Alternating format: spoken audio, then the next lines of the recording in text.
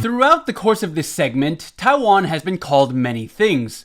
A New York Times editorial called it the most important place in the world, while The Economist once called it the most dangerous place on Earth. Now, are we dangerous because we're so important, or are we so important because we're dangerous?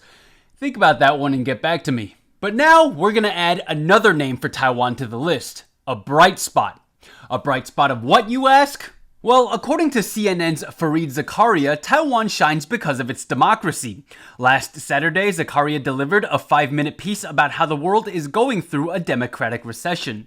He says that there's a worrying trend in recent years where countries are abandoning democracy and embracing authoritarianism. Zakaria points out that COVID has contributed to this decline because some world leaders are using coronavirus restrictions as a cover to brutally take down their opponents. He says this is happening in places like Hungary, Venezuela, and Uganda. However, amid all of this chaos, Zakaria says that there's one place that's becoming increasingly democratic. Do you want to take a crack at what place he's talking about? If your answer wasn't Taiwan, then dude, what are you doing watching this show? Now, I don't know what show you think you were watching, but this segment is called #Taiwan. Taiwan ranks 11th in The Economist Intelligence Unit's 2020 Democracy Index, which makes it the highest ranked place in Asia. Taiwan jumped 20 spots since 2019, which is more than any other government in the entire world. Zakaria praised Taiwan for its high voter turnouts, its digital democracy initiatives which encourage public participation in policy creation, and its internet freedom.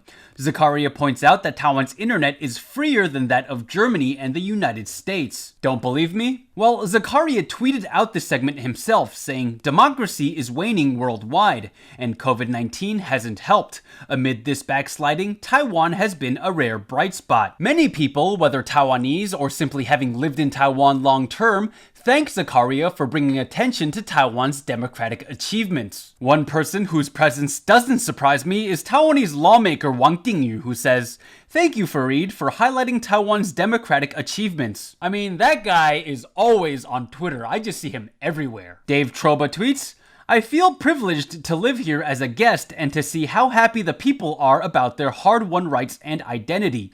To be sure, it is not perfect. No place is. But I have lived in Sweden and Switzerland beyond my USA home, and Taiwan fits in that company." Then there's Alexander Perini who tweets, "Thank you for highlighting Taiwan's successful democracy.